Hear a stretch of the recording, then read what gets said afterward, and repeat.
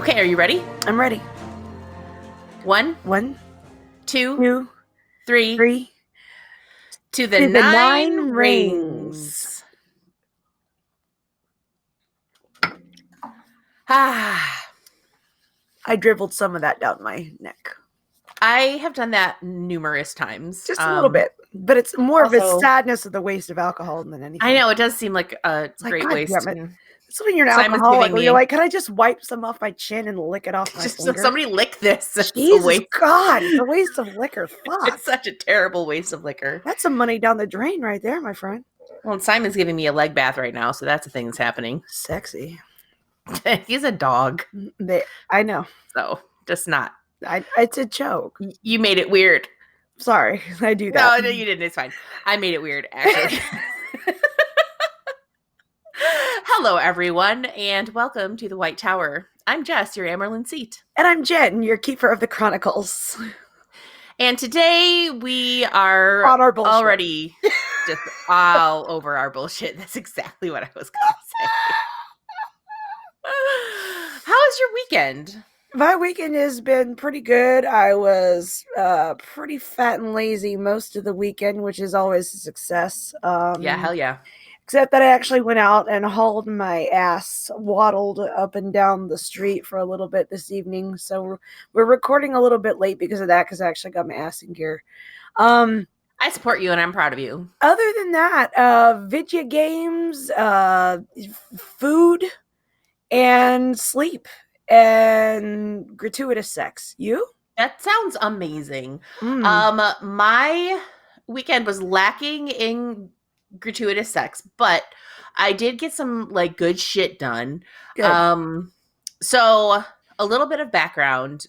Our home has 3 bedrooms, and the one we sleep in. Mm-hmm. And then the other 2 are offices. And when we moved in, I don't really know why I did this. I think I just felt bad about possibly claiming the larger of the bedrooms for myself.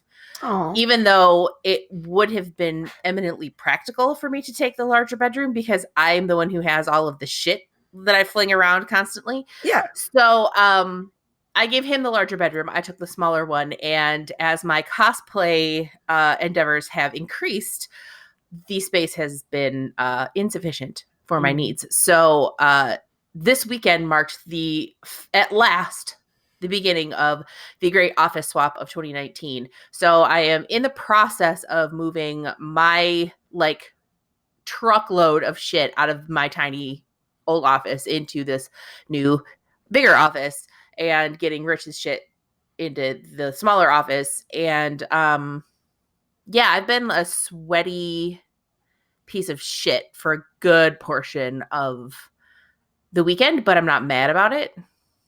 Yeah, sometimes it's nice to like open up your creative space, even if like you're doing like manual, that you're putting your mind and hands to work, and sometimes that can actually like help your head, like and get you into a better space creatively. Yeah. I feel really good about it, and like Zoe periodically has wrong-headed ideas about what she's supposed to do in this room vis-a-vis pissing on the carpet.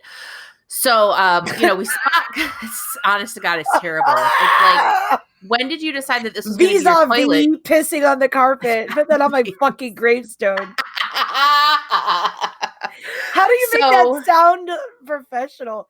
If you say on something, the carpet, if you say something with enough gravitas, you can make anything sound professional. Of course. So, master at that. I'm going to drink to vis-a-vis pissing on the carpet. I'll drink to that and the end of that nightmare, hopefully. And, we spot clean, but, like, just the whole, like, situation just needed to be addressed. So I vacuumed and vacuumed and vacuumed to get as much of the dog hair up as I could. And then we actually have a Hoover like carpet cleaner machine, and I use that bad boy in here, and it's all nice and clean, and any residual dog piss is gone, and life is great. So my plan in here though hinges pretty strongly on a very specific piece of furniture that I need to acquire from IKEA, namely the largest Kallax shelving unit. The Kallax is the one that's like all cubes. Yeah, that's literally what's behind me. You can't see Okay. that. You can't see that from my angle, but they're very tall and it's worth it because I've actually created this little desk area that I sit in to partition. You can Mm-hmm. use the cubes as actually they're so big, you can use it as semi partitions to break up the Yeah. space of a room. And this room goes way back into the kitchen that I do my recording in. So this Mm-hmm. is a nice little area because I got a big desk and a huge window that you can't see just in front of Mm-hmm. me, and another window here off to the side. And yeah, Oh, that's a nice little I space. love those cubes. Those are really Yeah. good. I'm So I'm using. gonna get the one that's like 6.5 feet by 6.5 feet.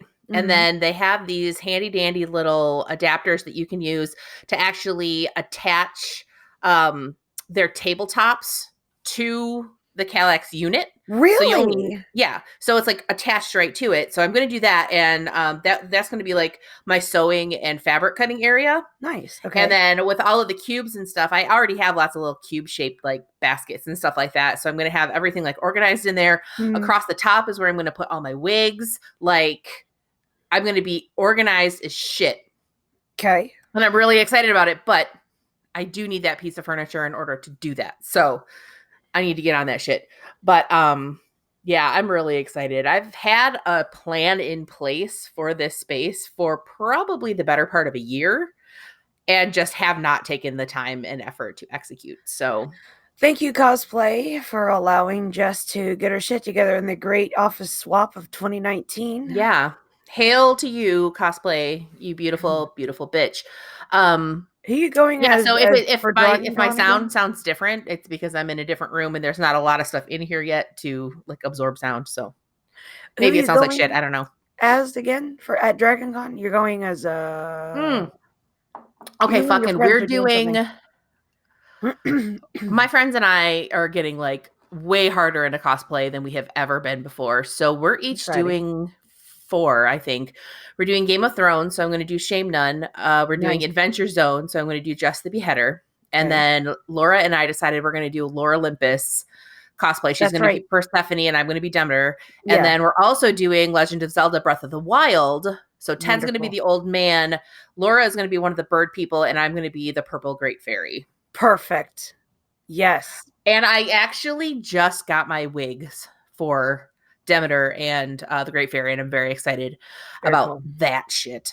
And I'm excited. I ordered an airbrush because Laura and I decided that because in Lore Olympus, for anybody who hasn't read it, the characters are actually they're not like human flesh colored; they're brightly colored. So Persephone is bright pink, Demeter is green with purple hair, Hades is blue with white hair. So they're all different colors. So we're like, you know what? If we're gonna do this, let's fucking go big or go home. Right. We're gonna airbrush our makeup on. Perfect. How So much does one of those airbrush machines cost to do like the airbrush makeup? the one that I got is pretty small and compact. Mhm. It was well rated on Amazon and it was only like $56. I Oh mean, you wow. can drop like A fucking you can primer drop costs three more than bills that. on one if you want to, Yeah. easy. Yeah. But you can definitely get like sort of beginner end models for 50-ish Yeah, that's dollars. all you So need for a con. The shit can break in 3 days, and that's I all mean, you need. honestly, as long as it makes it through the end, Yeah, it doesn't we've been matter. talking about going in on an airbrush together for literally for years. And now Right. we finally decided to bite the bullet and do it. So, um, yeah, so I'm pretty excited about that. That's going to be fun. But yeah, I have started on all of my stuff far, far too late, per usual, because for the Great Fairy, I actually had this amazing plan that involves like making a Civil War era like hoop skirt and having With that the be because crinoline? well, yeah, but it doesn't have like tulle or anything on it. It's just like Okay. the sprung steel hoops, and Gotcha. and so you know how the Great Fairy is basically always waist deep in her fountain. Mm-hmm. Well, the hoop skirt was going to be my fountain, and it was going to have like grass on it, and I was going to have butterflies on Beautiful. it, and Mm-hmm. fucking like water and all like not real water, but like Yeah, I fabric know what water, you and it was mean. going to be Yeah. fucking lit. But then of course, like time got away from me, and I haven't done it. So, um, I have to make some adjustments to that plan, but next year I'll get that other part of it done. So Yeah, anyway, long story short, I have a lot of shit to do in the like 7 weeks before Dragon Con. Because Muy somehow it's bueno. already like a third of the way through July. Yeah. I don't know how that happened. It's Yesterday was practically the 4th of Christmas. July, and now it's like July 15th Yeah, tomorrow. I now mean, it's practically Christmas at this point, and I don't it is understand what's Christmas. happening. Merry Christmas, Jess. Merry Christmas. It Good was a hell of a Yule. year. Happy 2020. Happy 2027. We're almost done with these We're fucking books. almost, we're on, we're looking at 2030. Oh, shit. I'm old, is Yeah, pretty much we're the both bottom old. line. We're old as the hills. So anyway, speaking of the great epic fantasy series, Robert Jordan's The Wheel of Time. Perhaps we should start talking about that. What do you think? Fuck off. Why would we do that? Oh, weather bullshit. How's your weather? It's fucking Florida. We saw a gator today when I was Mm. walking. I knew that there was a probably going to be some gators, little baby gators. It's too small of a space. And at the park that Chris and I usually walk on.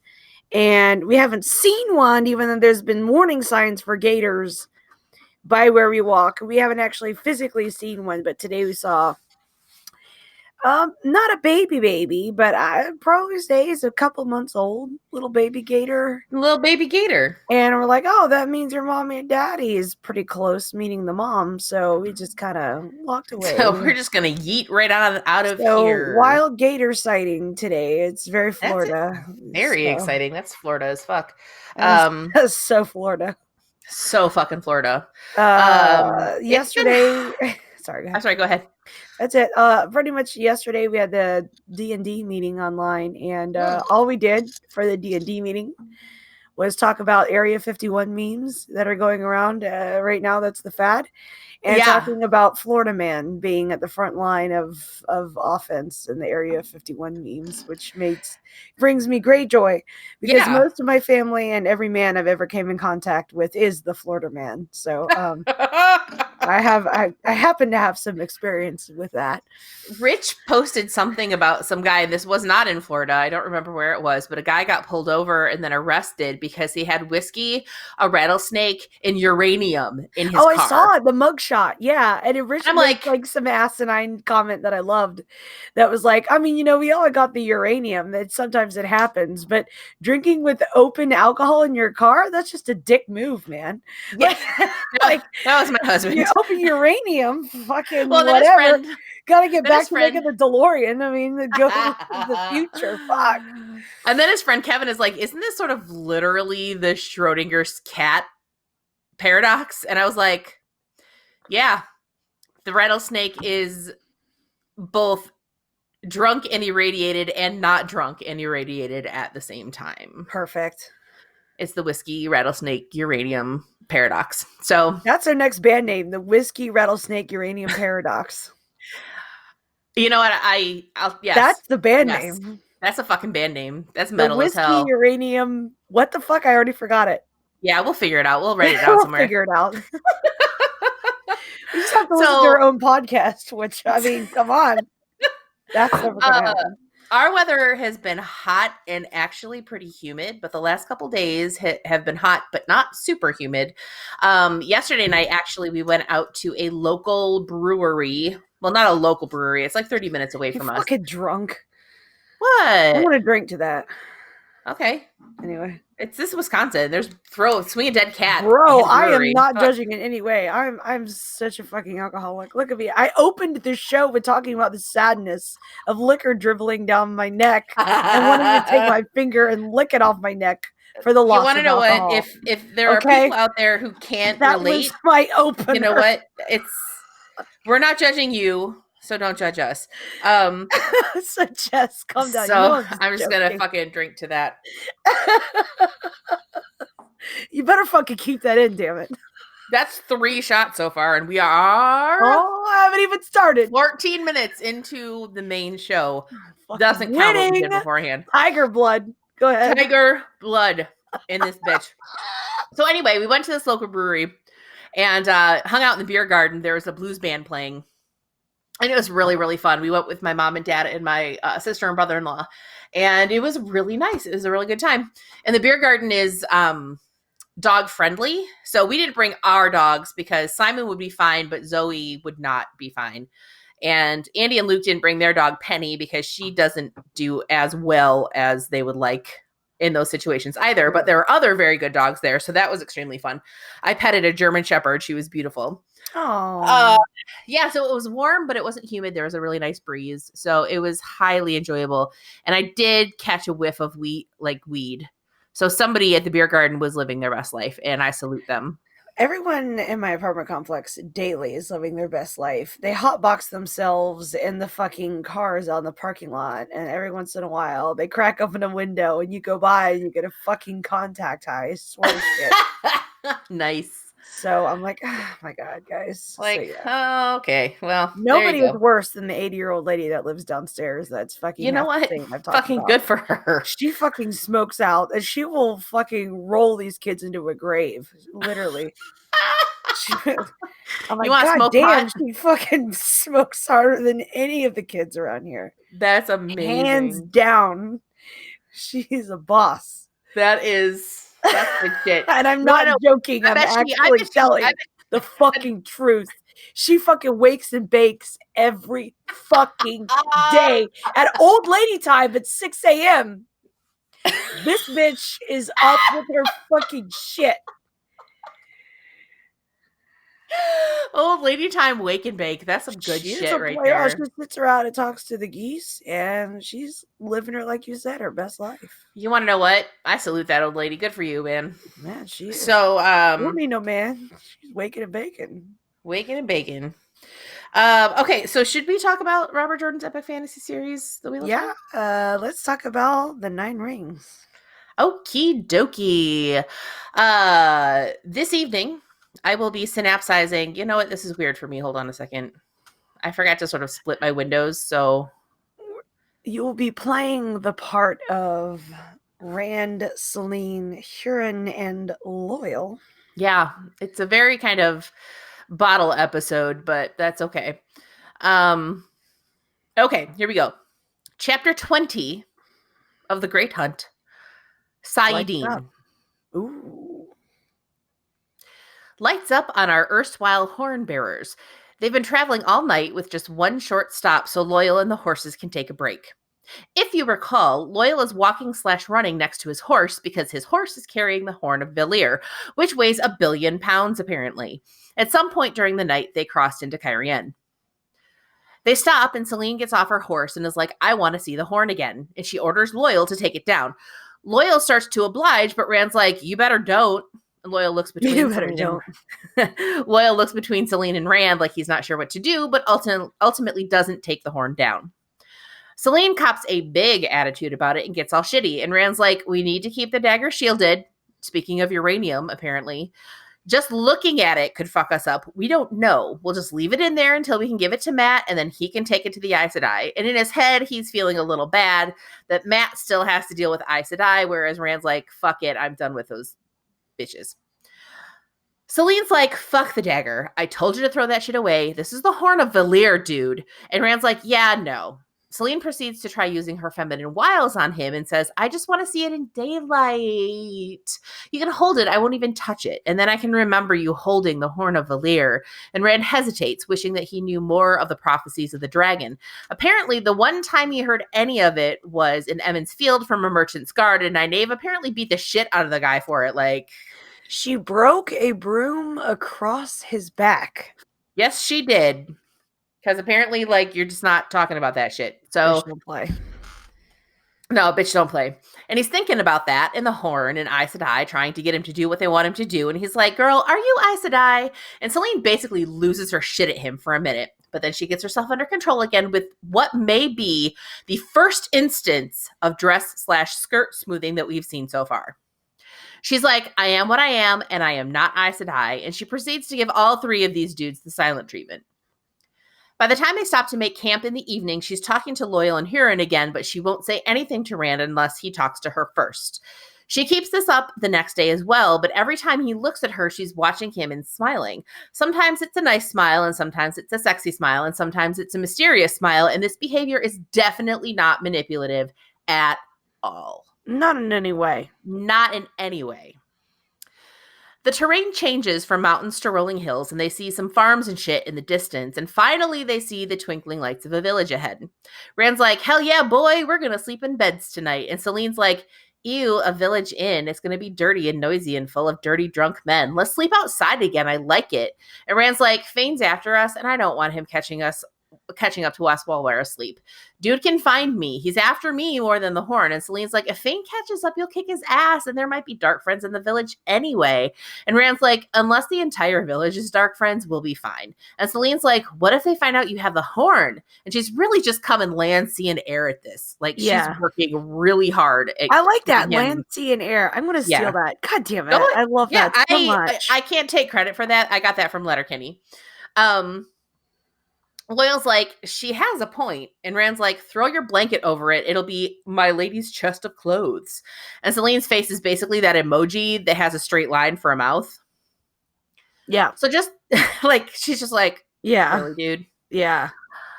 So just about as soon as they get moving again, Rand gets distracted by something shiny off to the left, and he turns his horse to go look at it. Huron's like, where are you going? And he's so fixated on the shiny thing that when Red stops on his own, he doesn't even realize that it's because they're at the edge of a literal cliff. He's going to go off the cliff. He's going to go off the cliff. Craziness. Like, he literally tries to knee Red to get him to go forward again, and Red's like, my dude. No. So below them, there is a big ass hole in the ground. Cue Andy Dwyer singing The Pit. The Pit. I fell into the pit. Parks and Rec, I don't know that song. It's very good. I'll see if I can find it for you on YouTube. It's an excavation site, and there are some dudes at the bottom settling in around a fire for the night, but Rand doesn't even notice them. He is 100% dialed in on this giant stone hand, holding a crystal sphere sticking out of the ground. He figures the damned thing is 20 paces in diameter, aka 120 feet. That is pretty big. Crazy big. That's pretty crazy big. A ways away from the hand is a dignified bearded man's face, the features of which seem to radiate wisdom and knowledge. Out of nowhere, the void forms and Saidin is all up in his shit, but he's so dialed in to the statue that he doesn't even notice it. He remembers that Bail Doman told him about a statue like this sticking out of the hill on the island of Tremalking. Celine's like, bruh, this isn't cool, let's go. And Rand's like, I think we can get down there. Saidin is singing to him, and the sphere is glowing white, and there's light swirling inside of it to the rhythm of Saidin's song. And he finally realizes that he's assumed the void, and he's thinking that if he sang along with Saidin, the statue would sing too. Like, he's going a little bit off the reservation here. A little bit. Rand looks at Celine kind of absently and thinks that she looks worried and maybe even scared. Celine's like, dude, let's just get out of here. I won't even bitch about staying in the village, and I won't mention the horn ever again. Come on. Rand tries to release the void, but it doesn't go. He sees that Huron and Loyal and Celine are staring at him and don't seem to notice what's going on with the crystal sphere. He feels the urge to channel, and even as he swears that he's not going to do it, he does. As he does, he reaches into the core of who and what he is, and he says, till shade is gone, till water is gone, into the shadow with teeth bared to spit in Sightblinder's eye on the last day. And he yells the last word, and the void is gone. Everybody is staring at him, and he's like, what happened? He remembered that the void hadn't gone when he released it, and Saidin had grown stronger, but beyond that, he's got nothing. And he's like, did I do or say something? And Loyal's like, you sat there all stiff, and you mumbled to yourself, but I didn't hear what you said until you yelled day super loud. Are you okay, bud? And Rand's like, yeah, I'm fine. But Celine's looking at him all weird, and Huron's like, I think the guards heard you. We should bounce. And Celine's like, yeah, let's GTFO. Rand doesn't want to look at the sphere again, but he can kind of almost remember something about it. Like, he sort of has this feeling where he feels like he remembers something, but obviously it's slippery. He can't grab it. He doesn't know what it is. Some weird shit right there. Some very weird shit. They leave the excavation and head to the village, which is called Tremoncien. Or Tremoncien? See, I want to pronounce it French. Tremoncien. Tremoncien. I want to say it. I like it. It sits on top of a hill that's been terraced with stone retaining walls. The whole village is neatly laid out with stone houses and straight streets, and the people are friendly and super chill. They're short with dark eyes and pale, narrow faces, and they're all dressed in dark clothes except for a few people who have slashes of color across their chests. They smell cooking, and it smells oddly spiced to them. Everybody looks at them curiously and stares at Loyal a little longer than the rest, but nobody says shit. They get to an inn called the Nine Rings, which is also the name of one of Brand's favorite adventure stories when he was a kid. He helps Celine off her horse, and he's like, I hope I didn't scare you. And she's like, you scared the shit out of me. You could have killed yourself, killed. And she trails off and smooths her dress again. And she's like, leave with me tonight. Bring the horn, and I'll stay with you, and everything will kick ass forever. And Rand's like, I can't. The horn isn't mine. I told you that. And she turns her back on him and walks away, her white cloak as much of a barrier to him as a wall. Thus endeth the synapsass.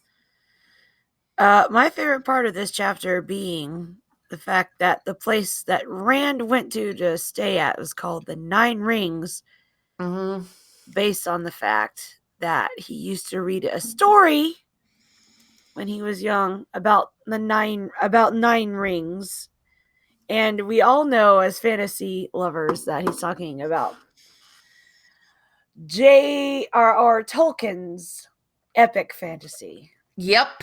So it feels very much like a nod to that whole thing. For those of you who are not familiar or need a reminder, there is a poem that J.R.R. Tolkien wrote. 3 rings for the elven kings under the sky, 7 for the dwarf lords in their halls of stone, 9 for mortal men doomed to die, 1 for the Dark Lord on his dark throne, in the land of Mordor where the shadows lie, 1 ring to rule them all, 1 ring to find them, 1 ring to bring them all, and in the darkness bind them. Bind them. Yes. Yes. So 9 rings feels very much like a nod to the 9 rings that were given to the kings of men, who then were corrupted because men are weak, and became the Nazgul. So yeah, I thought that was a nice little Easter egg there.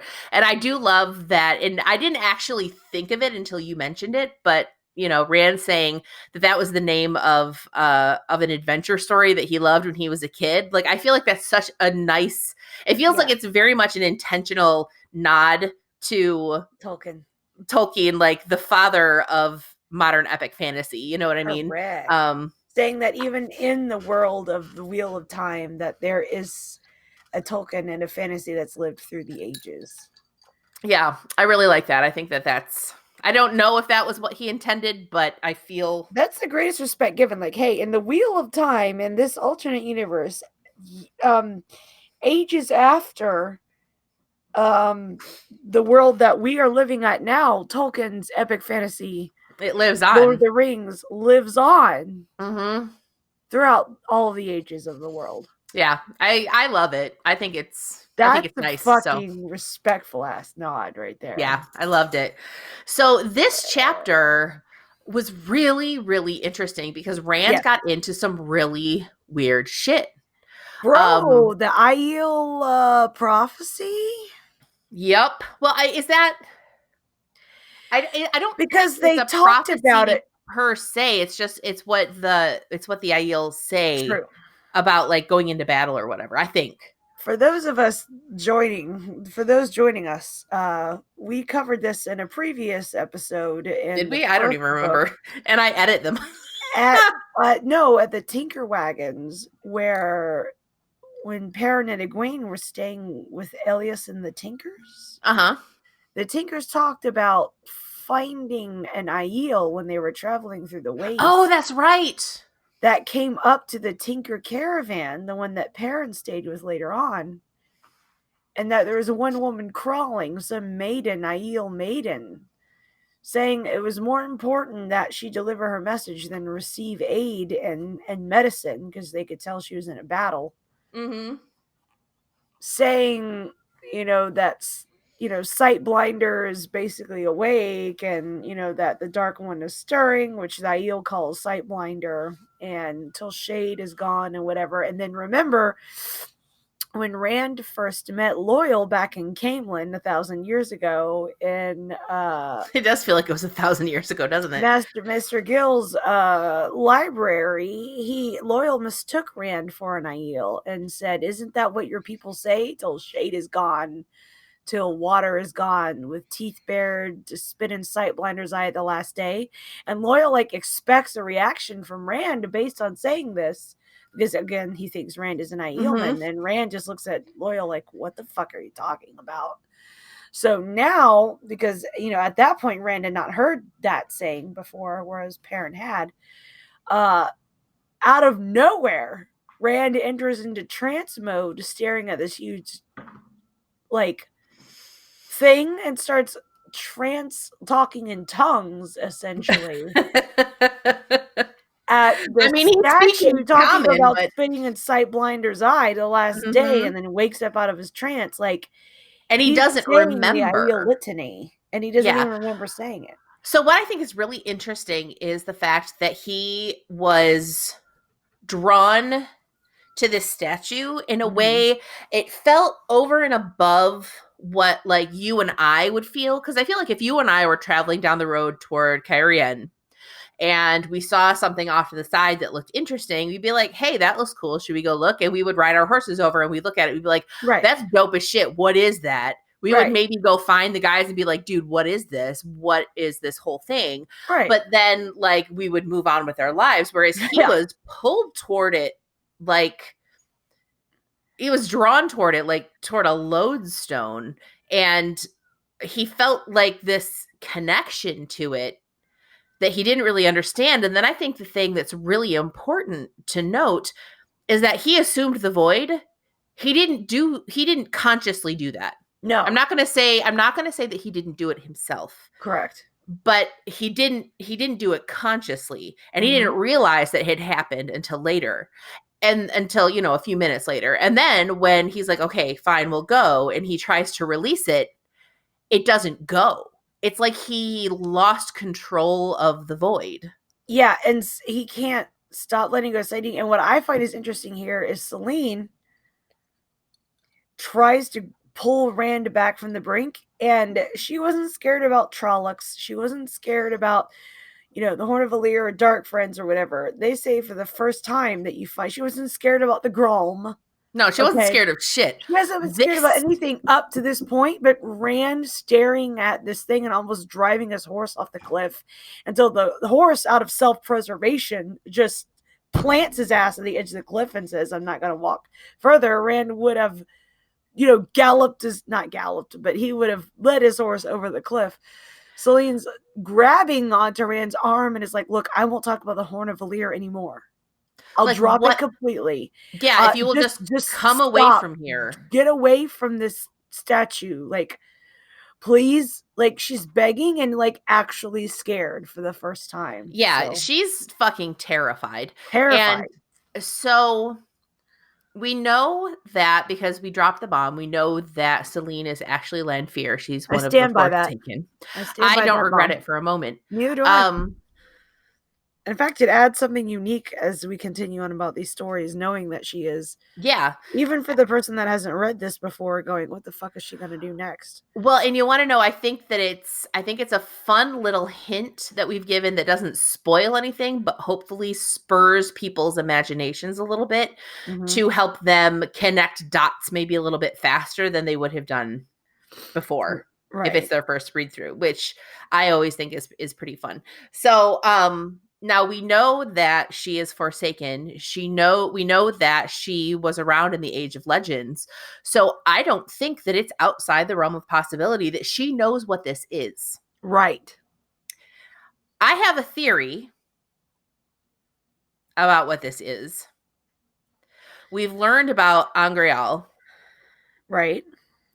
Moraine has one, and it's basically an object that operates as a kind of conduit that allows you to draw more of the power than you would be able to do by yourself. So you have Angreal, which are small, and then you have Sa Angreal, which are bigger. Maybe not physically bigger, but they allow you to channel even more. Right? My theory And I actually had this theory on my very first read through. This is an Angreal. Yeah. This is Well, doesn't Rand mention that when he remembers something about on the ship with Baal Doman, Baal Doman saying something about there being some odd things from the Age of Legends still scattered around the world? Like, I think when we were touched on that chapter, like, we went into, I don't remember whether it was you or I that had that chapter, but I know that one of us went into the things that Baal Doman found, like a giant pillar that kills everyone that comes near it, and there's giant statues in a couple different places of the world. And he does And specifically mention a face and a hand holding a giant crystal sphere sticking Baal Doman out did of the of the top of a ground, hill right? on the island of Tremalking, which is Tremalking. like that's the sea folk That's a sea folk island area, right? So on the other side of the planet. And so right. and I think that they talked about the Age of Legends in this chapter, didn't they? They did indeed, yes. Yeah. So I think Rand was already starting to connect dots here. Right. It's like maybe this is Where something like Baal Doman was talking about, like one yeah, of these he ancient remembered that. things, He remembered an artifact from an age-long past. yeah, he realized that this was potentially an artifact from the Age of Legends where people were using the power Right. with impunity. Everybody was channeling left, right, and center, and men and women were working together. And so he's starting to put these puzzle pieces together of what it is that maybe he did.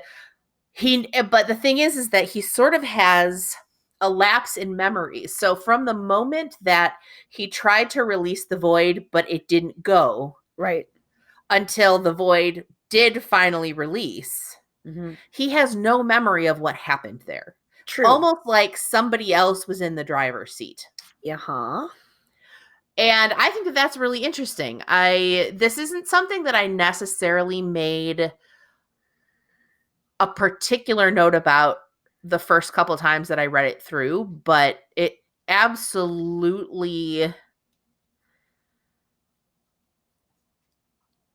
it's a weird thing that happened.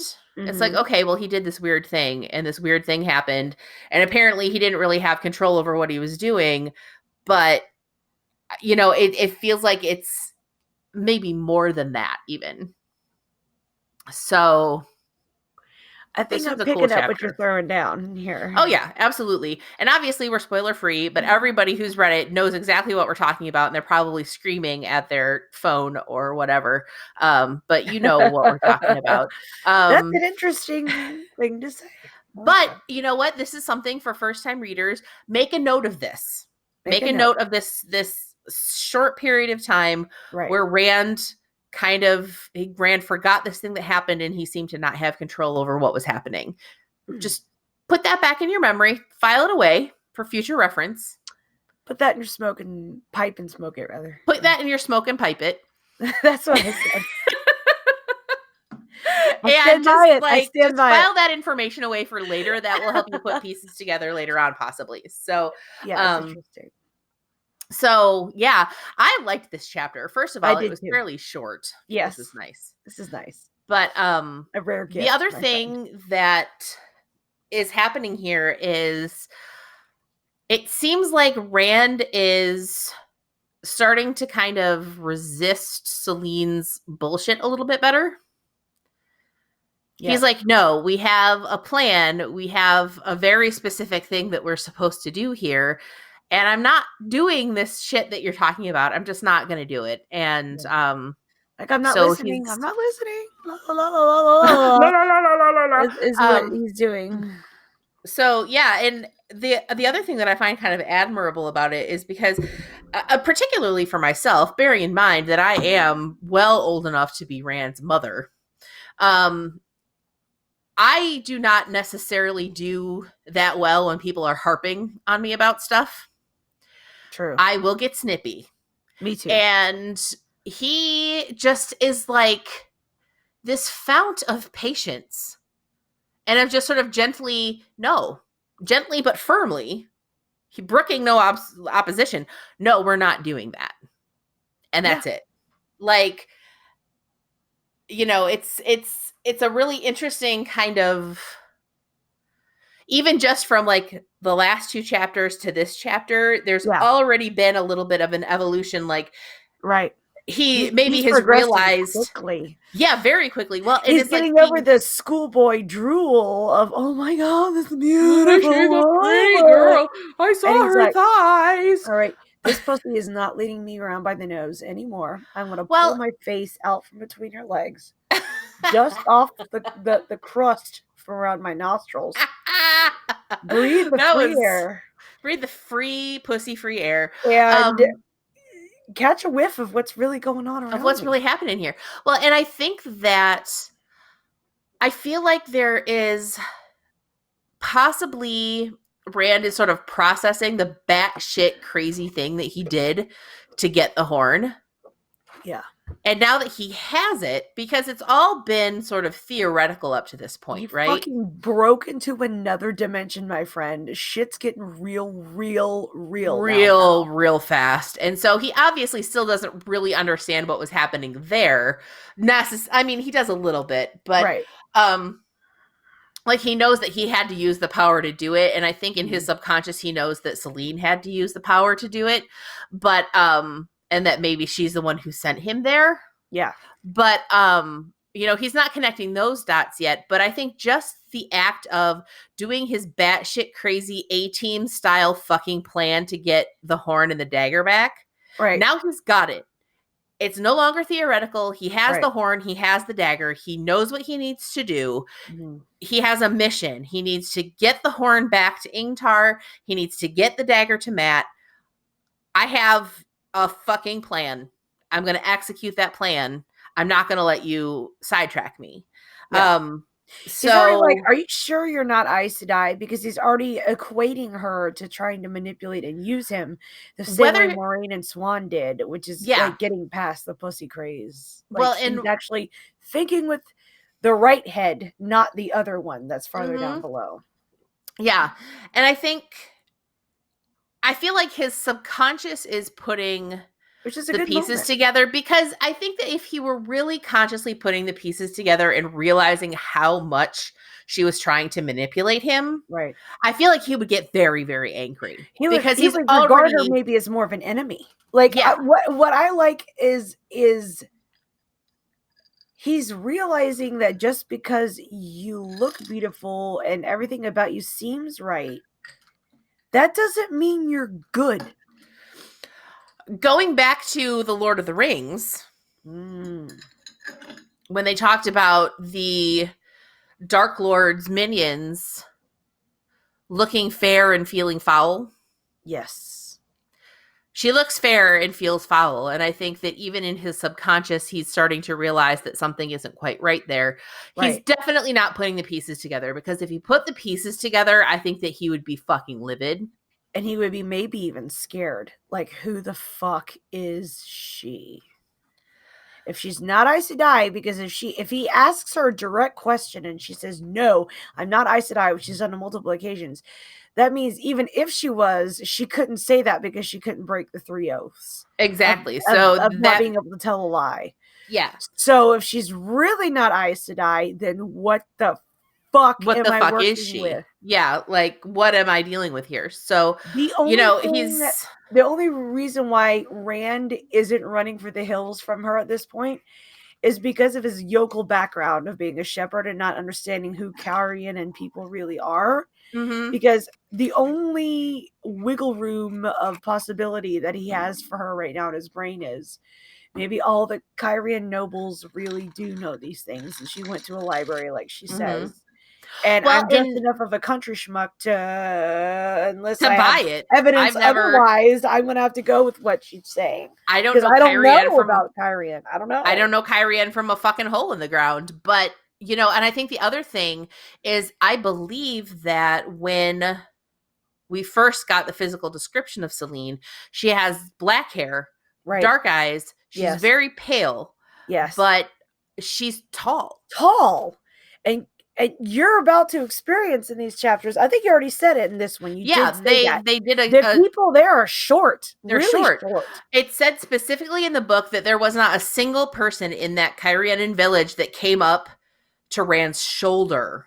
Not even the men came up to Rand's Not shoulder. even the men, and even So they're Hurin. small people. Even Hurin was taller than everybody there. And Yeah, Hurin being, from the Shinar, borderlands. Yeah, they're not super they're not necessarily, at super least tall. Shinarans are not super tall people. Yeah, no, they're on the shorter side as well. Not as Yes. short as I think the way that they explain it in the Wheel of Time that Carian people are the shortest, but I think the Shinarians are the next shortest.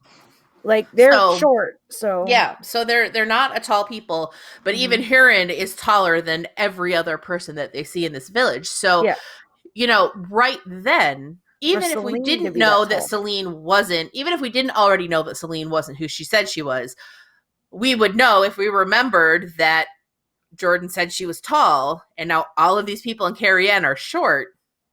Okay, that right there is a signal that she's not who she says she is. Plus, Right. everybody in that village wears dark colors, And she's wearing a white fucking and dress. she's wearing white. Yeah. It's not adding up. So, yeah, things are not adding up there. So, I feel like once. But maybe Rand thinks that the royalty or nobility may possibly tall, and maybe they, because to distinguish Mm-hmm, themselves from the commoners, could possibly wear white instead of dark. mm-hmm. That's still a smidge I a mean, that's possibility, but still right now as it's far as looking he's more and more concerned, like that's that. on the table because as of right Yeah. now, as far as he knows, he's only met like common people and in your chapter soldiers. So And he's met the Borderlanders and meaning only AKA Shanarians. So right yeah, and I now, mean in all land, of but that's a whole other thing.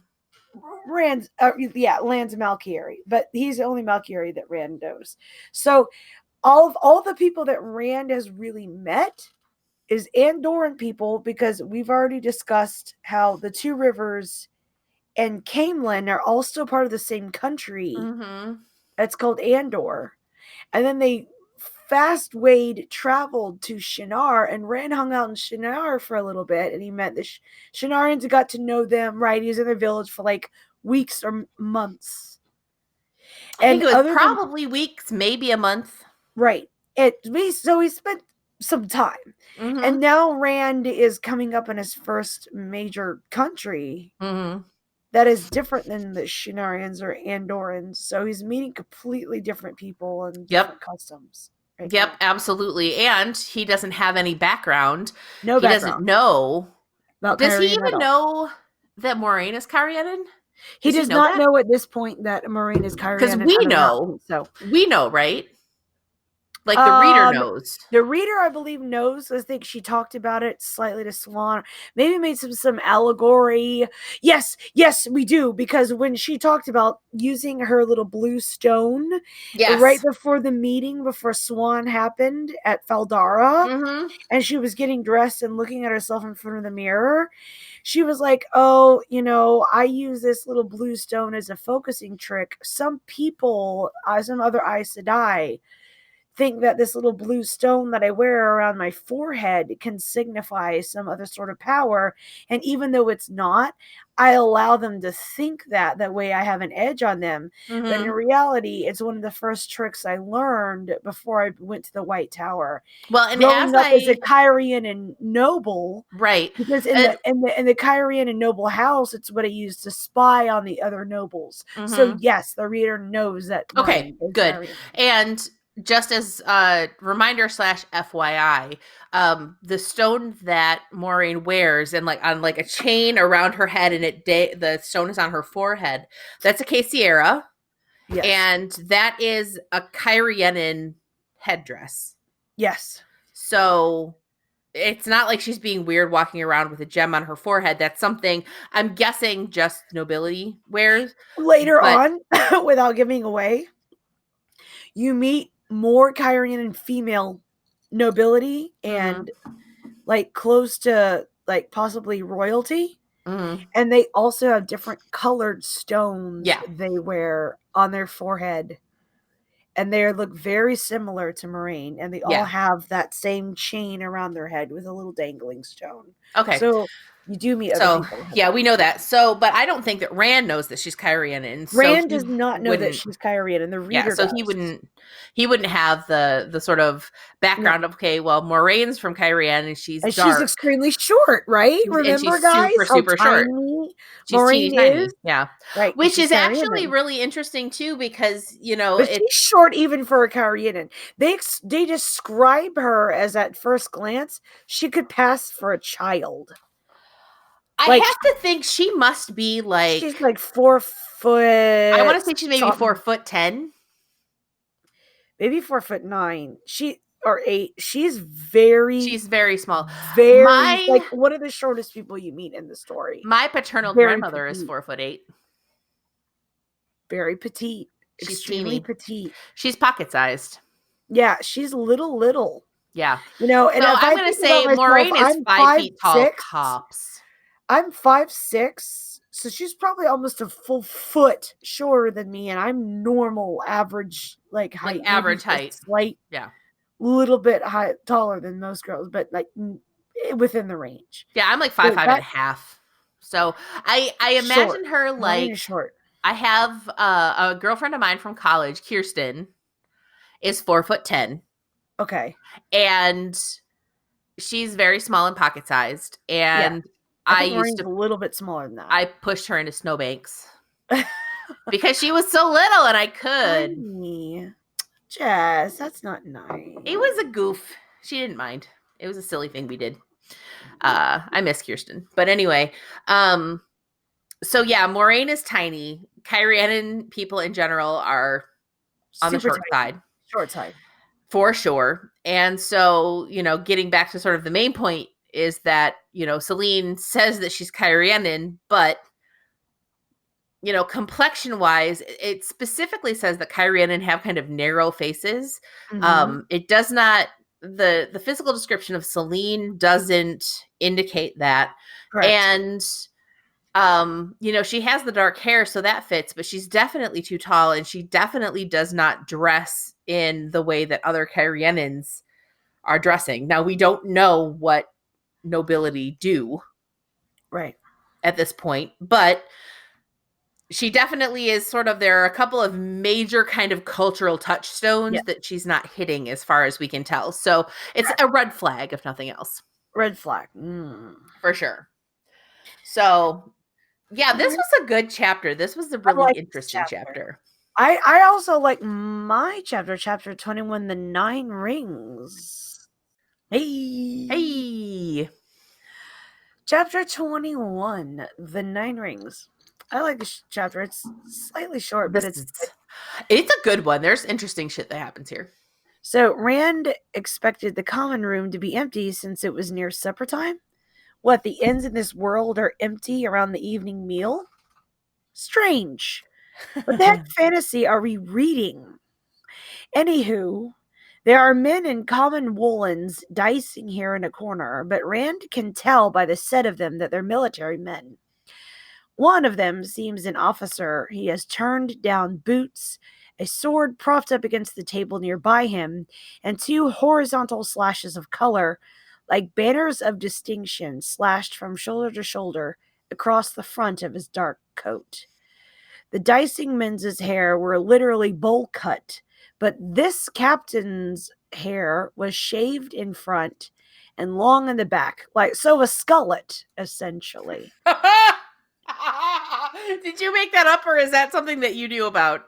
I did not make it up. I have to say, I bit that off a comedian, Skullet. I love it. It's very good. The innkeeper was skinny, which is usually an abomination, but it's a woman, old and wrinkly with gray hair. Her apron is spotless. That was my next thing. Her apron is spotless. You mean that was the next sentence? It's an important distinction. Not even joking. The apron was spotless was the next word's coming out.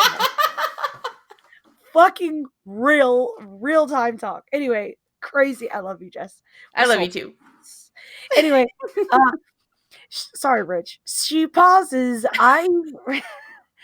Rand's coat and Celine's mannerisms and addresses Rand and Celine as, quote, my lord and my lady. The innkeeper asks Loyal if he comes from the nearby Stedding Sofu, but Loyal says he's come down from the borderlands. That makes her pause, and the lady says that Rand and Celine don't look like borderlanders. Rand, of course, says he's from the Two Rivers, and Celine is Carrienan, and the lady frowns at Rand's sword, but then says, come on in to the Nine Rings. As she led them to a table to eat, the innkeeper asks if they're hunters for the horn, and Rand almost stumbles comically at the comment. But he's like, no, why would you ask if we're hunting for the horn? And she's like, well, we've seen so many out-of-towners throughout the last month. I thought they may be those hunters from Ilion getting a jump start, and you two could be mixed up in that. She asks if Celine as well, because Celine starts making a face at all the questions. But Celine's like, I'm fine. Then Huron pipes up as they sit down and remarks that the innkeeper isn't Kyrianan. She doesn't sound like it. She says she wasn't, but was married to a Kyrianan man for 23 years before he died, and he was tricksy and scheming like all the rest. Throwing shade. She is. She takes a start at Huron sitting down at the same table with Rand and Celine. She assumed Huron was their manservant by his different attire and attitude, but then comes back with some weird food Rand doesn't recognize. It's spicy, and there are bright yellow peppers along with thin slices of pork. It was sweet and sharp, with a clear sauce and lots of veggies. Now, Rand has been to the Borderlands and Camelin, but had not talked about eating different food out of the Two Rivers until this chapter, which he can't seem to stomach the spicier food. But once he takes a bite, he actually learns he likes it, which is nice to see that he actually really likes it after the disdainful first glance, which means try something new, kids. Try something new. Well, and can I just put a pause here really quickly? The description of that food, it sounds like sweet and sour pork. Yeah. Yeah. Except the sauce is clear, but yes, it does seem just like it. Well, and I mean, like, the sauce I get with sweet and sour chicken, it's not a thick sauce. I mean, it's like pink, but it's kind of, I mean, translucent isn't the right word, but it's not like a thick, cloudy sauce, right? You know? So yeah. Anyway, the first thing I thought when I read this was like, this sounds like sweet and sour pork with the peppers and the sweet sauce. Like, did she get him some Kikkoman up on that table? You got to get some soy sauce on this shit. Where's the rice? What's happening? Where's the chopsticks? Shit, where's my white rice? Where's my fucking Chinese food? Where's my egg foo young? God damn it! Now I'm hungry. Where's my goddamn egg rolls? Where are my fucking wontons? Where's my backup singers? Anyway, that's a Whitney Houston reference, guys. Anyway, I love it. I love it, and I love you, and it's beautiful and perfect, just like you. Oh, you were too. The innkeeper is being nosy again. She says she noticed what looks like a flute sticking up out of Rand's saddlebags. This bitch. And would Rand allow his man, Huron, to play for the common room this evening? And Huron's like, Rand's like, Huron doesn't play, I do. And she's like, oh, I withdraw my request. She seems embarrassed at having what she assumes is some southern lord playing in a common room. But he's like, nah, it's cool, I'll play. He tells Huron to slide it out of the bag. No need to show off the gleeman's cloak that the flute is wrapped in to the nosy innkeeper. And realizes that the heron's brands on his palms do not interfere with the fingering of the flute. The book, I guess that answers our question from before, doesn't it? The book's phrasing, actually, not mine. Yes, and I thought about our fucking thing about the heron's palms earlier and masturbation. Anyway, seems that Celine's solves really were miracle workers, because Because of his herons branded on his palms, Rand starts playing Heron on the Wing, the name of a song. Celine is staring at Rand, shocked, as if she is appalled at him playing. He's thinking to himself, I know that no lords play the flute. And he determinedly starts playing several songs back to back, making sure none of them could be heard in a lord's palace. And I love this. intentionally, stubbornly, he plays country songs and ditties, back home knee slapper songs and little jigs. He's fucking bluegrass up in that shit. He's like, I don't give a Bluegrass and fuck. like I know that Selena's nobility, and I want to make sure that I don't play anything that she may recognize. The She needs captain, to understand. she's understand. He's a shepherd, bitch. Uh, the captain that Rand notices earlier closes his book to listen, and the soldiers start drunkenly singing along to one of the songs that Rand plays, but they sing different lyrics than Rand is familiar with.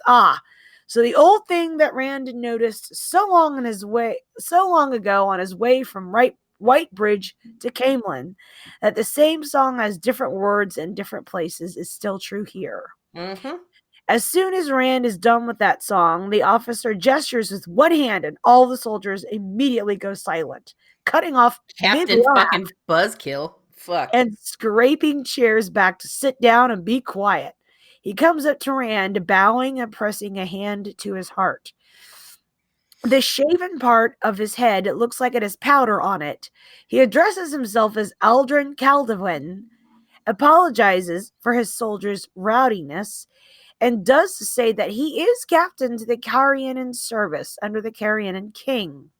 He sits down with Rand as Rand says that the soldiers were cool, no problem at all. The captain looks again at Rand's heron-marked sword, taking it in with his eyes and saying nothing. Rand asks if there are any strangers that the captain has seen passing through town, and the captain says that there were no nobility other than themselves that he's seen. He looks at Loyal and then dismisses Huron as a servant. The Rude. Jiro starts asking Rand questions that make the innkeeper look downright unconcerned with Rand. He asks for Rand's name and where Rand is from, and may he call Rand a lord? And Rand must be the youngest Andoran Caldowin's ever seen to wear a heron-marked blade. He met a man once from Andor that also had a heron-marked blade. Perhaps Rand had run into the other blade master from Andor? That man was Captain General to the Queen's Guard in Camelin. Perhaps Rand could help Caldovan remember that man's name. This whole interaction is so weird. Rand remembers the man that Queen Morghese had spoken with regarding releasing Rand in the throne room back in Andor. Rand's like, Gareth Bryan? Caldovan's like, oh yeah, he is so young, just like you, to wear that sword. And Rand's like, Gareth has enough silver in his hair to be your father, Caldovan. Caldovan's like, my mistake. What the fuck you talking about, dude? Then, upon passing all the verbal tests, Caldovan turns his attention to Selene, and he's dumbstruck by her beauty too. He's like, may I have your name to put a name to such beauty? And before Selene can respond, one of the serving girls cries out as she drops a lantern that she was lighting on the wall, the glass shattering and oil spilling everywhere, causing flames to burst. Everyone goes into a tizzy to put out the fire, but the innkeeper and the servant girl beat it out with her aprons before anyone else can lend a hand. The girl insists she was being careful, in tears, not knowing how it dropped. The innkeeper turns to Rand to apologize for the outburst and the clumsiness of her maid. That maid always starts treating the dishes badly whenever she starts mooning over some new guy, but she's never dropped a lamp before. Selene interjects next, gripping her stomach and saying that she needs to lie down with all the excitement of the journey and the fire and all. The innkeeper's like, of course, I'll have a room set up for you and the Lord. And can't I fetch our village mother to get some herbs for your tum-tum? Celine's like, no, I don't need any medicine, and I want a room for myself. The innkeeper glances at Rand and says, okay. Captain Calderwin and Rand sit back down, and the captain says he's sorry for staring at Celine that way. And Rand's like, I understand. Like, maybe the captain should have apologized to the person he was actually staring at. I know, right? Like, she's his property. Like, I'm sorry I was Set staring up at your to another property. person. Like, proprietary ownership and apologies being transferred to Rand Fuck off. instead of the woman he's actually insulting with all of this staring. With Like, all of his, like, ogling nice. her. Like, Like, he's not gonna say shit to Celine as Celine leaves, and he's like, "Oh, I'm sorry, Rand, for staring at Celine." Like, sorry maybe she's too you should pretty for me to not apologize to stare at. Celine for Because, you know, being the person you actually were staring at. Like, I'm not a asshole. fucking grown-ass adult man who can control what my eyeballs do. Like, fuck off. Oh, Rand, I'm sorry for staring at Celine. Fuck the Anyway. patriarchy. Ha! I loved that part, meaning I didn't. Anyway. I fucking loved it. If by loved you mean I fucking hated. I hated it. Anyway, Rand takes I hate it. Hated it. Thanks, I hate it. Anyway, Rand takes the moment to change the subject and asks the good captain about that crystal that they passed outside of town sticking up out of the ground. The captain said the crystal is part of the statue of a man back from the Age of Legends. The captain has been tasked with two responsibilities. One, overseeing the digging up of the statue with Carian's Four-Gators, whoever the Four-Gators were. Whatever the fuck that is. And two, to make sure that those same Four-Gators doing the labor of the digging did not interrupt the daily lives of the villagers they're working next to during the project, as the Four-Gators are known for drinking and carousing. Oh, God forbid. Rand's like, that's cool. What are you going to do with the statue when you dig it up? Dude does not want to respond, but Rand just stares at the guy until the guy has to give an answer. The captain says it will be moved to the front of the city as a testament to the house of the Carian king. Then he asks Rand a question of his own, asking how long Rand is going to be staying in this outlier Carian town. And Rand's like, we're leaving in the morning for Carian. The captain said, I have soldiers headed back to the city in the morning, too. I have to rotate my laborers, you see. You don't mind my men riding with you, do you? Like an escort? The question does not allow for a no, and then he gets up and leaves the table. The innkeeper Red flags like alarm bells fucking Whoa. screaming. The innkeeper comes back and says she's made up a separate room for the Ogier and for Huron, and another one for Rand. Celine is all settled in her own room, but the innkeeper says she's going to be bold with Rand for a moment, after all. Rand allowed his manservant Huron to eat at his table and to speak his mind, so she feels free to be candid to Rand without Rand getting mad. She was married for a long time to her deceased husband, and she was always fighting with him when they weren't kissing, she says, so to speak. Doesn't seem like a healthy dynamic, but, you know, whatever. If she knows the way of relationships, just wait a while, then knock on her door in the middle of the night and smile and say that it's his fault, whatever the problem is.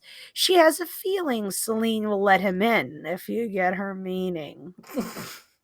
Rand's like, Egwene would kill me for even thinking that I've thought of doing exactly that.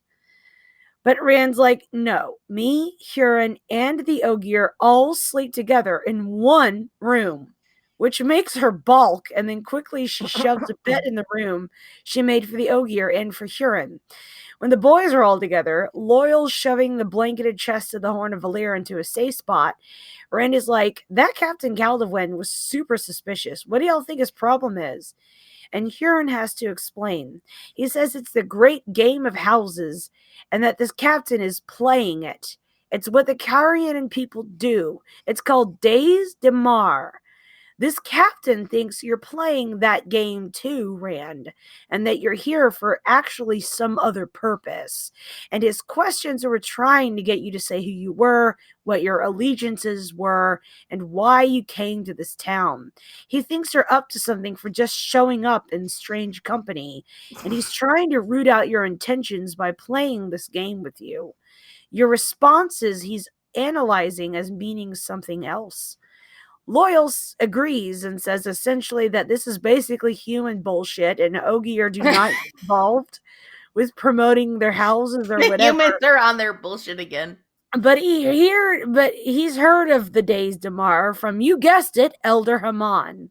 They're like, Celine's a Carian and noble. She'll know better than any of us what playing Days Damar or the Great Game is like. We'll ask her in the morning. But in the morning, she was gone. The surprise, surprise. The innkeeper shakes her head sadly and is like, you should have listened to me, Lord. I gave you advice about your lady, and now she's gone. And she hands Rand an envelope with a seal impressed with a crescent moon and stars.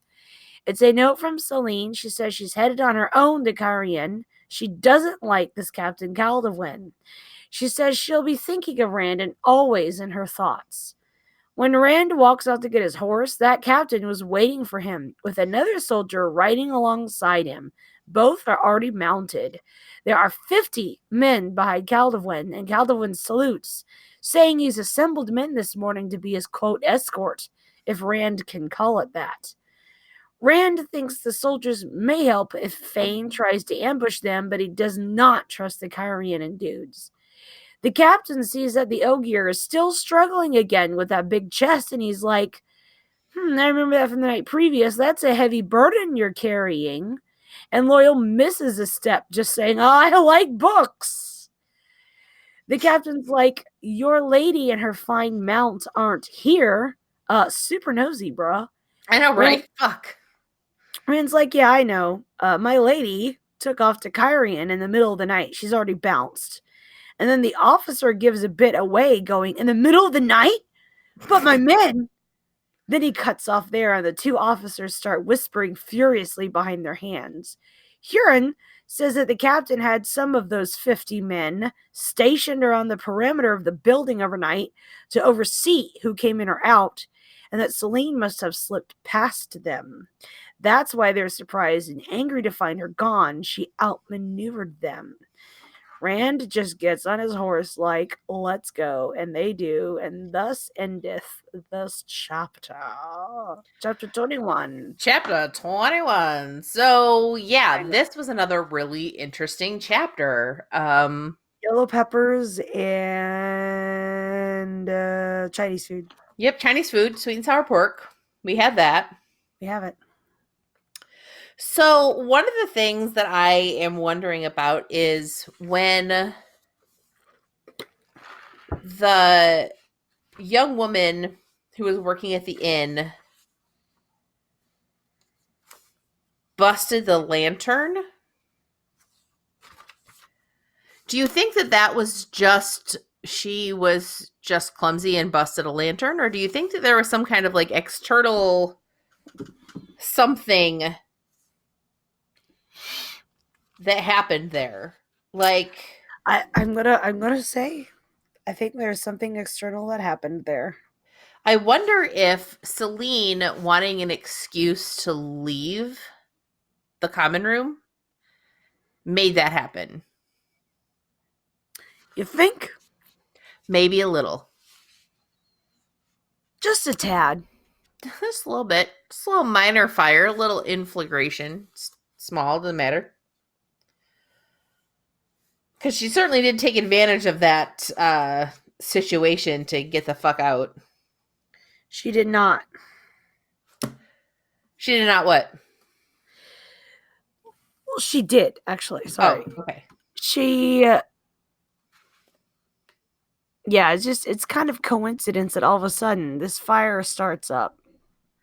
At the moment that the captain asked her... You know what I'm saying? Like, it's really kind of weird. So what was happening at that exact moment? He asked her what her name was. And if he had yeah. And if he had continued in that same line of conversation, not only her name, but he was going to ask her like what her house was. I mean, he's a captain, or where she was from, or whatever. And if she said she was Carianan, he's going he would want to know. like, you're going to see your family? What family is that? Like, it would have only Yeah. been disaster Good call. for the front that Celine is carrying. Because the only way that conversation would have progressed with him asking questions about Celine would be for her to like say who her house is and who she's related to. And since we already Which know that she's she's not not related to here, anybody. she can't claim that. She's not who Yeah. she says she is. That I can't believe I did not connect those dots. Well done, you. I did not Well, connect I those mean, dots. yeah, that's the only way that that's the reason why she had to beg off needing to leave the common room and creating that diversion Mm-hmm. is because the other alternative would have to be sit and either like try to outmaneuver Calvin's questions, and Rand would have been like, "You're Kyrian and nobility. Aren't you going to talk to the good captain about being back home and seeing your family?" And Yeah. Good call on that one. you know what I mean? So she had to leave. There was no other alternative for her. Yeah, absolutely. And then I assume that must be why she lit out in the middle of the night. I wonder if it was a combination of factors, like the whole thing that happened at the statue. And okay, we're in Kyria now, and he's absolutely insisting at stopping on at villages and shit. So I'm not going to be able to like. It's going to blow my cover. So she decides that she's going to bounce and meet him later. Yeah, because otherwise Rand's gonna might ask questions. Rand might ask to like see her to the door of her noble house. Like he might ask Mm-hmm. to come in and see where she lives. He might ask to meet her family. You don't she doesn't know what Rand's gonna ask. Like she I don't who knows if Lanfear has all these safeguards set up in place of having a Kyrian noble house to actually come back to. Yeah, I'm Well, guessing that she doesn't, because if she had thought that far ahead, she wouldn't have bugged out. Like yeah, she would have so stayed it's put put up or and shut up time. We're about to come in tomorrow morning. We're gonna be in Kyrian and we gotta drop you off at some sort of noble palace. yeah, And we're not just gonna drop you off the gate and say bye, peace, deuces, and ride off. We're gonna ring the bell and say, yeah, Celine's here, come get your bitch. yeah. Like this And dumbass we're is gonna gonna want to wait meet my outside for family. someone to at least open the gate and bring her in. Well, and I think that makes it pretty clear that she honestly thought that she was going to be able to get him to take the horn and ride off with her to get glory and all of that Right. shit. That she was not going to have to put up or shut up when she got to Kyrian because they were never going to get there. Like, She all right, obviously this felt is your like she was going home. to be able Where are we to, going? yeah, she obviously thought she was going to be able to Yeah. dissuade him from all of this other shit and get him to follow her, which obviously she's never met him. Right. So fuck. But Yeah. yeah, good chapter. And Rand still doesn't know what the fuck is going on with her. He's like so many red flags and he doesn't seem to be seeing them, which is What a like, dude. difference between the people of Shaynar, who just seems to openly accept him as a lord, it doesn't question anything he says, actually goes farther than what Rand puts on and just welcomes him with open arms into their Mm-hmm. house as a lord, gives him shit, and lets him sit at their table. Where the moment that Rand even walks into an outlier village, he's not even in Kyrian proper yet, but he's in the country and in one of their villages. And they're like, you don't seem to be coming from the borderlands. Where do you come from? Can you play the flute for us? Where are you from? How did you get that sword? Where are Mm-hmm. you going? And they're just And take offense to Rand's question, like, can you just tell me about the big ass statue I passed by? mm-hmm. Like, can you at least tell me where it's from? Like, they don't even want to answer that. Meanwhile, they're peppering Rand with a barrage of questions. And then Captain Caldemon's bullshit thing about Gareth Brine. Like, oh, he's so young. And Rand, obviously, it was a Rand's like, call he's to old as Rand. fuck. What are you talking about? And he's like, oh, no, it just meant when he gained the sword that he Which was makes me young. wonder, who is this guy? He's just a random captain that's Is he heard about actually the other like great captains in other it? It places. makes me think: is he actually one of the great cap? Like, is he actually just a guy, or is he somebody else? I think he's just a guy because everyone. Well, you learn later. I mean, it's not, well, Gareth Bryan's pretty famous in other places. Let's just put it that way. Yeah, that's The true. reader does not know all this yet, and I will not go further on this subject. I No, just think but he's a regular guy. Gareth Bryan is a kind of a big deal. Who's heard of Gareth Bryan because he's been the Captain General of Andor for so long, from what we understand right now. Yeah. People know who he is. So, People just know he is. you know, I think that's word of mouth right yeah, now. But I think it's pretty just a guy. much. Yeah. Yeah. So, should we do next time on the White Tower podcast? Let's do it. I only have one sentence for that, but it's good. I have So 3. So, Next time on the White Tower podcast. sisters, sisters, there were never such devoted sisters. I love your voice. Ariel Warner makes excellent dog metaphor. And Aes Sedai tries to make out with a giant singing bat. What you got? Next time on the White Tower podcast, the way will come but once. Be steadfast. Fucking serious shit. I'm excited about That that is chapter. all I'm going to say for my chapter. I am excited about that chapter. Pray for me because it's about the 3 chapters. Yeah, so. It's gonna be a longest chapter. R.I.P. on that one. Jen's time next week. Anyway, so I'm excited about this new segment, and I have a fun thing about my segment. But you want to do the ride or die for your chapter? Yes. I'm 100% prepared to do Jess's ride or die character of the week. Hey-o! Let's do it. My ride or die character of the week is, and don't get used to it because I don't expect it's going to happen very often, but it's Rand. Hey-o! You want to know what? He resists Celine's bullshit. He makes good choices. Like, I stan a man who makes good choices. Yes. I stan. He thinks with his brain and not with his dick. Yep. We're seeing some actual logic from Rand. And I mean, we see logic from Rand pretty frequently, but like the pussy fog is dissipating. Gone. Yes. And he's focused. Yeah. He's dialed into what it is he needs to do. Correct. He did have that weird little thing at the statue. Yeah. But overall, he's making good choices in this chapter, and I stan.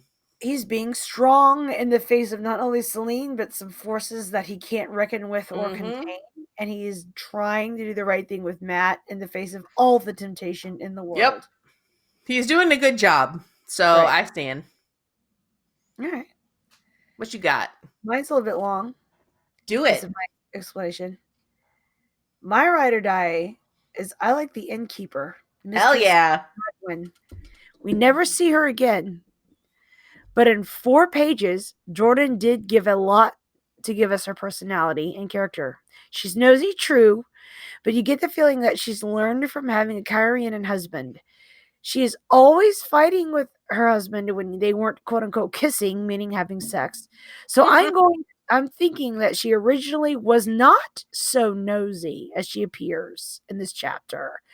I like how when Rand shows her that other people can speak their mind around his presence, after one night around Rand, she goes back to saying she went back to what may have been her more open and honest ways before she got married by speaking her mind about Selene. And let's just take a moment to ponder one night being around Rand. Her nosy nature changes and she's more thoughtful. Because Rand brings that out in her. It could be some Taviran shit. Taviran shit. She wants that big Taviran energy. She wants to help Rand because Rand was nice with Huron. and she took that as a kindness. So because Rand allowed Jern to sit at his table and eat and speak his mind, she wants to help Rand, which is cool. You don't feel that she's mean because she keeps the same maids under her employ, even when they, quote, break dishes when they moon about a boy. And even when that one girl dropped a lantern, starting a literal fire that could have taken away her livelihood in the end, she immediately jumps on solving the problem herself by beating out the flames, and then she took care to console the girl after she felt bad for yelling at her. Like, that was cool. She was fair in telling Rand later that the maid has never dropped a lantern before, but she did not dismiss the girl out of hand. And she says she does not know why she dropped the lantern, as she was being careful. So the innkeeper chose to believe the girl based on the girl's past problems and behavior and mannerisms. Mistress Madden was also very kind to Celine when Celine was being a big baby about the fire and her stomach cramps. Seeing to her needs and trying to get Celine medicine. Other women may have been jealous of Celine's beauty or might have been mean to a lady, but she was kind as well as a good innkeeper, even though she's a skinny one. I feel like I think the skinny rule only applies to male innkeepers. I feel like I've known this lady for a long time, even though we only know her for 4 pages out of 14 books. So good job, Jordan, on giving me that impression. I mean, honestly, she is a really good, colorful character, and I love the fact that he made her not Kyrianan, because I mean, he could have made her Kyrianan, and they're in Kyrian, like he could have made her a Kyrianan woman, but he didn't. He made her an outsider who married a Kyrianan, and so even now, after however many years, she adopts Kyrianan ways. She does, but she adopts Kyrianan ways, but she also still kind of looks at it through the lens of an outsider. She plays the game, but she also is looking at it from the perspective of somebody who comes from outside of that system and sees it kind of for what it is, which is a lot of kind of bullshit. It is bullshit. And the moment that Rand, in a position of what she considers authority, like a lord, shows some sort of natural common sense toward a manservant, or just like playing the flute himself and not having to, like, she's like, you know what? Like, it kind of like makes her go for a minute, and she snaps out of it, and she's like, you know, the Kyrian ways aren't really my ways, they're my adopted ways, and who I am as a person is kind of more in league with how Rand's acting. So the moment that Rand exposes himself to her, she jives with him. Yeah, I think that there must be something about him that maybe reminds her of home. I'm looking back through, I'm trying to see, because she says where she's from. Does she? I didn't catch up on that. She's not, it starts with a T, but it's not Tyr. She's not Tyrion. I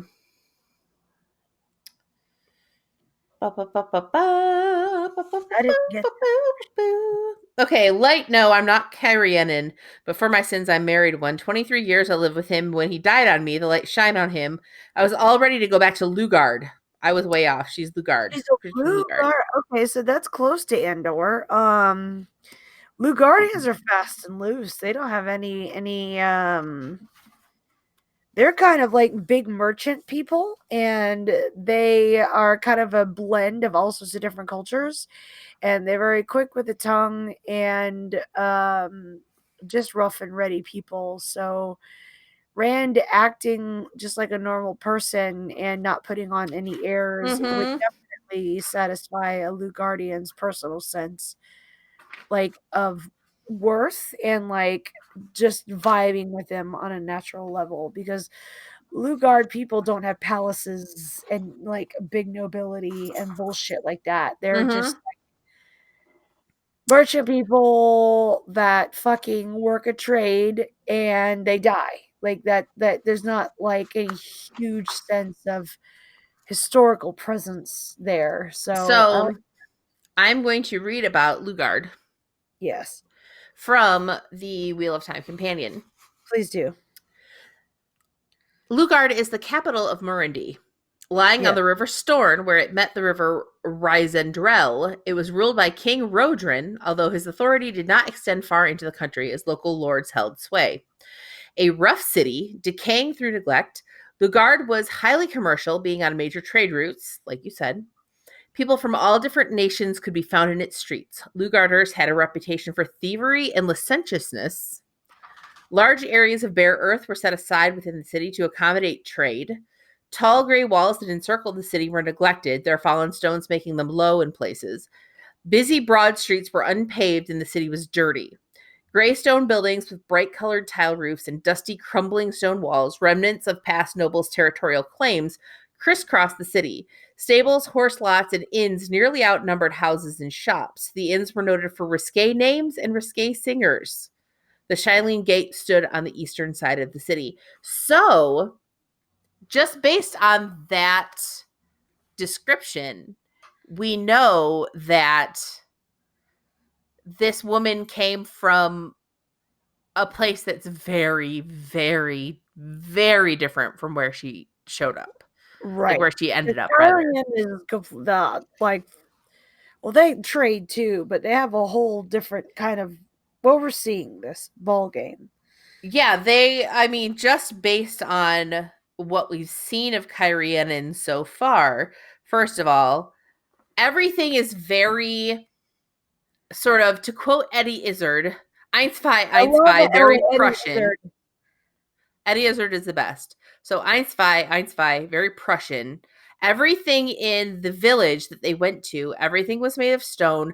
The hill was terraced with stone retaining walls, and the streets were all very straight, and every street met at the intersection with like a 90-degree angle.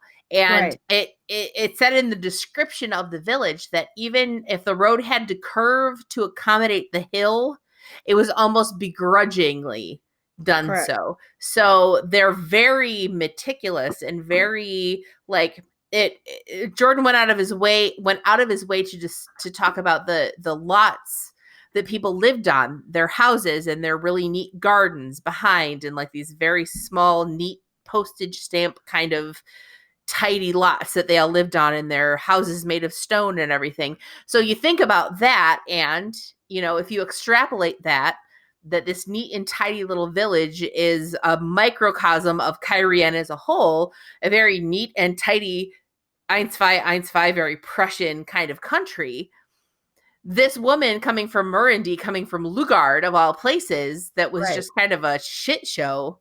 Fast and loose. Like it's a very different kind of culture that she's a part of. And I think that it's really interesting what you pointed out, that Rand, either just by being himself, looking like a lord but not being one, or with his big Taviran energy, which, it could be that, it could be a combination, made her kind of the reader to decide why she ended up being so helpful to Rand and just coming out to in a non-Kyrian way to Rand at the end.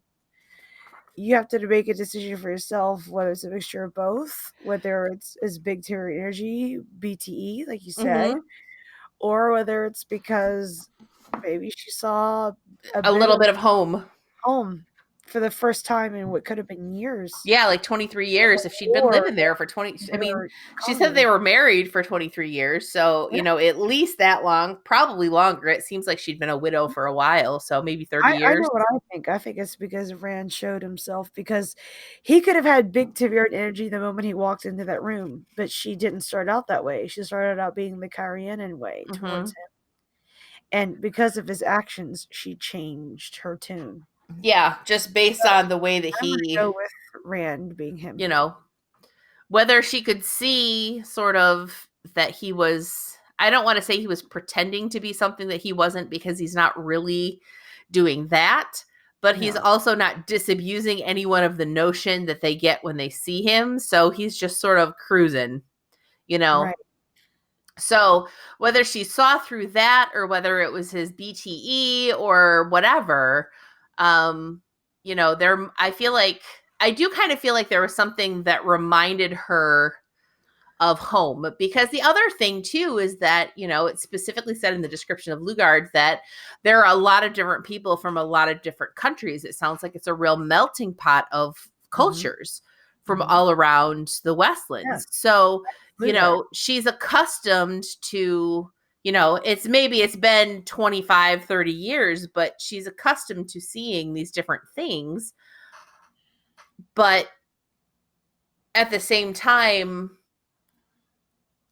she's been kind of kept in a certain way, and that's probably why she was fighting with her husband all the time. Yeah, she's been isolated. Well, and So I she mean, was I feel like fighting with her husband this whole time, like she said, because she's a Lugardian and she keeps the way of Rand's thinking, and she influenced her against kind of who she is as a person. She So doesn't play the bullshit that they do in Kyrian. We talked about the game of houses. Right.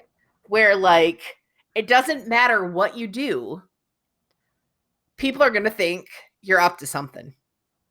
So she's like, whatever, like, I get having a distrustful attitude for maybe being a merchant, but you're going like too far to be nosy into like promoting houses and bullshit. Like, fuck off.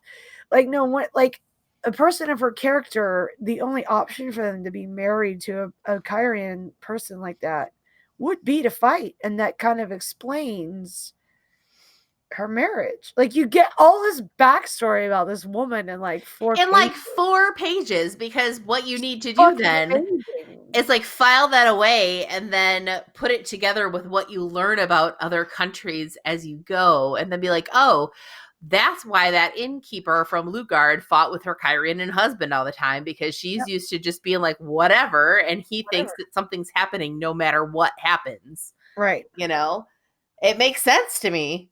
So, yeah, I love that you picked her because, excuse me. Bless you. Because, I mean, for all that she's only there for 4 pages, she's a really interesting character. She's super interesting. And I think that that's really, like, there will be times throughout the series that we drag Robert Jordan. Yeah. We're going to drag him. But I can't wait to crosswords at Twilight. My God. We're the slog. Oh my God. It's going to happen, guys. But, for everything that he got wrong, there's at least one other thing that he got right. And they're just like, you have to acknowledge the skill involved with creating this multi-dimensional, really deep character. Yeah. In 4 pages. She's incidental. Yeah, she's not even a thing. Yeah, I don't want to say she's nothing, but she's kind of nothing. She's nothing. And yet you get this, it paints this picture of this person, as you file that information away, and then, okay, she was from Lugard. Lugard's in Murandy. Okay, here's what we learned about Murandy. Here's what we learned about Lugard. If you go back and you remember that and you think, holy shit, okay, yeah. It's like this just really subtly built. I see it as like Wild Wild West. I see it almost as like saloon, border town, like kind of like where you're trading in gold and shit like that and horses, and you're trying to build an empire, and it's a wild West. It's like every man for himself, and you get all this influx of travelers and pilgrims and everything in, and people on the Oregon Trail dying from dysentery. But like that's kind of what Lugard is. That's why they didn't have any paved roads. Like, I see it as the Wild West. Yeah, I can see that for sure. And the dirt and the people coming in, and it just being a border town. It's a wild border town. You have people coming in from all over the place. Yeah, and they just don't have the infrastructure available, so you have unpaved roads and all this other shit. Yeah. And there's no king, there's no queens, there's no royalty. It's like every fucking merchant is out to make their own. And that's cool. Yeah. I like it. I mean, this is what I'm talking about with world building. That was what, going back to the Lord of the Rings thing. I started reading Lord of the Rings when I was 12 years old. I read Hobbit for the very first time on the recommendation of my friend Soren. We were talking about it on the bus on the way home from school. And one of the things that I really loved about that series was not only was there meticulous attention paid to the main storyline, there was also world building. You learned about the other people who lived in that world, even if they were not sort of the protagonists. They weren't the main people. Yeah, like You the learned Hobbit. about the people who weren't hobbits, and you became Yeah. invested in them. You became invested in their cultures, you know? And that's what I'm talking about with world building is that, yeah, okay, Eomer was honestly more or less an incidental character. He wasn't in sort of the mix for very long. No. He did some important stuff, but he wasn't Right. around for very long. No. But you're invested in him because Yes. of the culture that was built around Rohan. He's Yes. he's you know, the king's nephew, and built this entire culture and this in this sort of worldview for these people, and you become really, really invested in it. And that's what I love about world building, and that's what I love about what Robert Jordan has done, is he's done the same thing, and he does it in such an amazingly kind of subtle way that there's just some innkeeper. You don't necessarily pay that much attention to her. Yeah, some bullshit. But if you innkeeper. do, you learn some shit. She's not just some throwaway character. Fleshed out character. She has a background. She has a motivation. She has She takes care of those maids in her establishment that break her dishes and cost her money. She doesn't go and get a new maid. She yells at them, and then she feels bad, and then she consoles them when they're crying and believes them.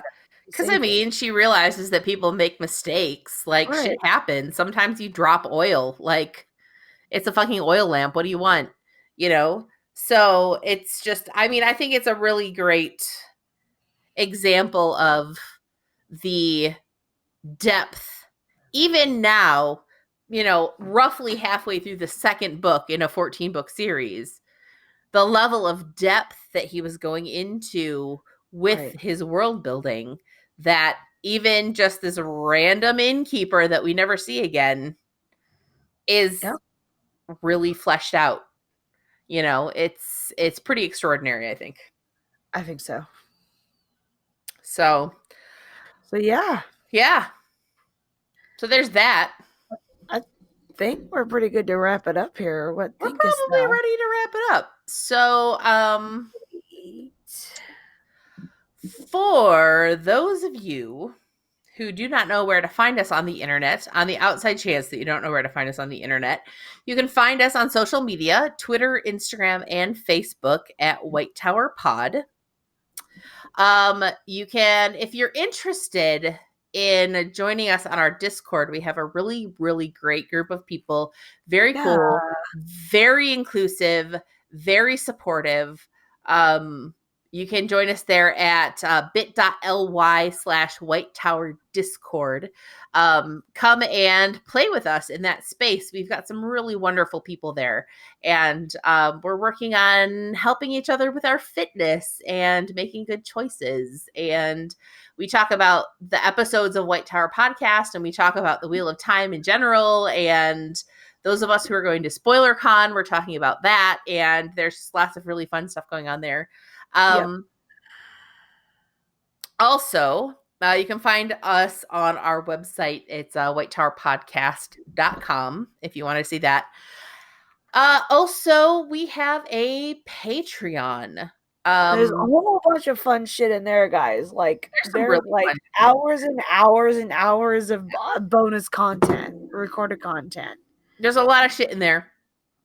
So basically, we've got 3 tiers, and depending on the tier of support that you choose, you get different stuff available. We have a lot of fun doing the extra content for that. For folks who are the novice or the accepted level, $5 a month. basically our pre and post recording chatter. So just us talking bullshit and kind of catching up before we start recording. You get that. Also, frequently the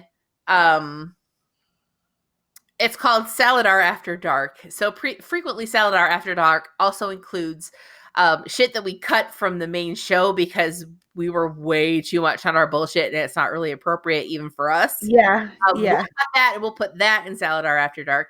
And then if you are at the Aes Sedai level, which is $10 a month, in addition to that, you also get once a month an no holds barred, spoilers out discussion about whatever it is that we feel like talking about. We take suggestions from our Patreon supporters, primarily from the Discord. There, we've got a channel for it, making suggestions about things to talk about. So our June episode of the 13th Depository is what it's called. We talked about the Warder Bond. And we went into we really did a deep dive on exactly what that means and the ethics and all of that stuff. And it was really, really fun to talk about. And I think that people really enjoyed it. So if you want to support us on Patreon, that would be amazing. We would really love it. Even if you come in at the novice level, it's $1 a month. You get your name in the Book of Novices. And we've got some other stuff that we're planning on launching, primarily early access to our weekly episodes. So they usually come out to the general public on Wheel of Time Wednesday. For folks who subscribe to Patreon at any level, those episodes will come out at least a day early, possibly 2 days early, depending on what I'm able to do. If you can do that, it would be amazing. We would love to have you supporting us on Patreon. We'd love to have you there and be a part of that community. But you want to know what? It's not always feasible, and we absolutely get that. So if you still want to support us, but you're not able to do Patreon, you can support us by going to iTunes or whatever app you use to listen to the podcast, rate, review, and subscribe. Not every podcast app has the ability to rate and review, but if the one that you use does, please do. Give us a rating, write a review that says, hey, we think these people are pretty cool. That would be really nice. If the iTunes at this point, I'm not exactly sure how this is all going to pan out because iTunes is actually going away. Apple is deprecating iTunes and they're going to replace it with like 3 sort of standalone apps, one of which is going to be a podcast app. So I'm not exactly sure how that's all going to look once the transition happens. But for now, if you can rate us on iTunes, that would be amazing because iTunes is really kind of the place where most podcast apps pull the feeds for the stuff that they have on their platform. So if you can rate, review, and subscribe us there, that'd be amazing. If you can't, even if you can go on Facebook and recommend us there, that's really super helpful. Doing a recommendation on Facebook is really super helpful too. So if you feel inclined to do that, we would very much appreciate it. I have a list now. I actually started making a list. That's everything. I covered everything. 100%. I think you did. Yeah. You got everything, girl. So, anything else? Do you have anything else to talk about? No, I just really got to go pee. I also kind of have to pee. But also, we are looking like it's a go for SpoilerCon. That's happening at the end of September. SpoilerCon.com, I think, is the website. And it's like, I'm going to say it's like a 97 to 98% chance that we'll be there. Yes. Like fucking airfare to the fucking West Coast is mine crazy. Actually wasn't that bad. Really? I think mine was like 380 or something. For real? All the way from fucking Florida? I was looking at it recently and it was like $800. I'm like, go fuck yourself. But bro, if mine's $800, I'm not going, period.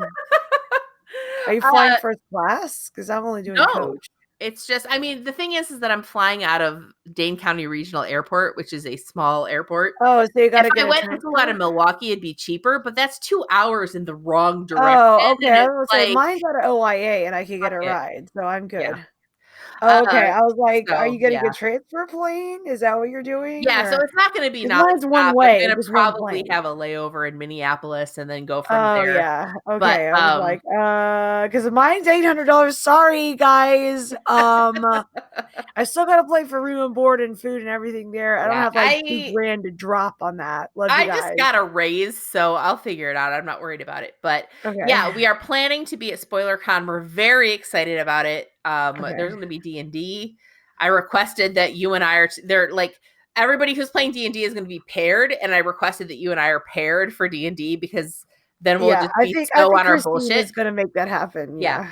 I'm excited about that. That's gonna be good. And it's gonna be really fun to just connect with some of the folks who kind of cross over between our show and Wheel of Time spoilers. So that's Yeah. gonna be really fun. And also, I've never been to Portland, so I'm very excited. Neither But have I. I've been to Seattle, but I've never been Portland. to Portland. I am absolutely in love with the Pacific Northwest, but I've never been to this part of it before. So I'm very You're gonna have excited. fun. Is there anything else think that that's we need it. to worry about right now? I don't think so. I'm gonna have to make a run to the bathroom. Yeah. Okay, so I'm going to wrap this up really quickly then. From all of us here at the White Tower, thank you very much for listening. We love you very much, and you're doing a great job. Bye, Jess. I love you, Jess. I love you, Jen. Bye. Bye.